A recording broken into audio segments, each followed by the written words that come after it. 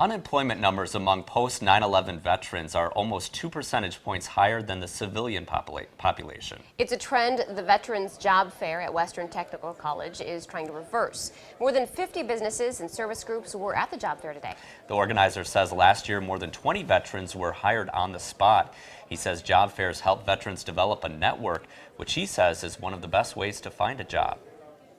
They expect you to have the skills when you apply for the job, but you need that network to help you. 80% of the people are going to find a job by someone they know. So it's very critical to have a good network system available for them.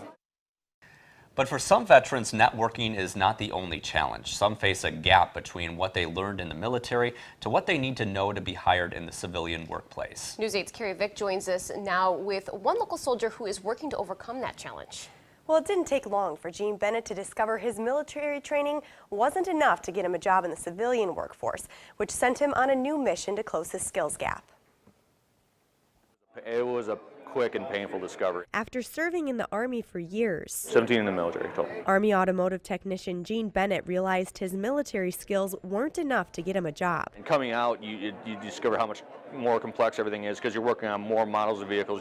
I mean, compared to what I worked on in the Army to what I could be working on in the civilian world, I mean, it's like night and day. A lot of the technology on the vehicle, a lot of their equipment and tools that they're going to be working on, the equipment and vehicles they're going to be working on is a tactical nature, and ours isn't tactical. Now Bennett is weeks away from graduating from Western Technical College, and as he starts his job hunt again, I just did an interview at a dealership in Winona, Minnesota. He's much more optimistic. I'm feeling confident, but I want to get out there and I really want to hit the ground running and get more training done so I can really establish myself. Bennett says he's filled a skills gap that many of his fellow soldiers also face. The difficulties are pretty uniform, so yeah, it's pretty uniform among all of us. What has happened in the industry, some of the manufacturing jobs are less of those jobs out there.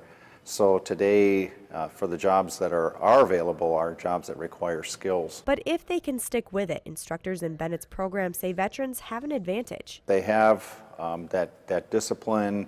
When the employer asks them to do something, they're used to following instructions and listening to those instructions and having, again, some of that leadership skills. And while Bennett's had to pick up some extra skills, it's character built in the military that's paved the way for his future in the civilian world. It's all about mission accomplishment. You just, you got to improvise. You got to adapt. That's what you have to do. There's no choice in the matter.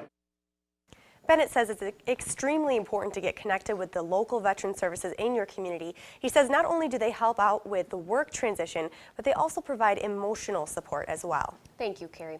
Organizers of the Veterans Job Fair say about 150 veterans turned out for the event.